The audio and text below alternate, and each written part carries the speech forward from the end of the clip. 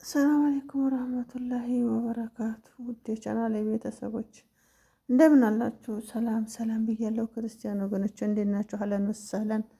ቡና ጠጡ፣ እስኪ ቡና እንጠጣ። ያ ሰላም ያ ሰላም ያ ሰላም፣ ቡና ጠጡ። ያው እዚህ ጋር እንግዲህ አጫጭሰን እንደዚህ ጎፈጥፈጥ አድርገን በቃ ብለናል። ሞቅ ደመቅ አድርገን ማለት ነው። ያው እንግዲህ ከእናንተ የሚጠበቀው ያው ጠሪ አክባሪ ነው። ተጠሪ ምንድነው የሚባለው?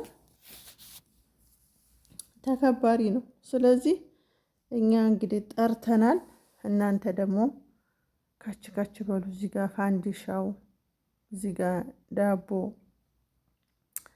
ድፎ አለ፣ ኬክ አለ፣ ፋንዲሻው ምን የሌለ ነገር አለ። ሁሉ ነገር ተጋበዙልን።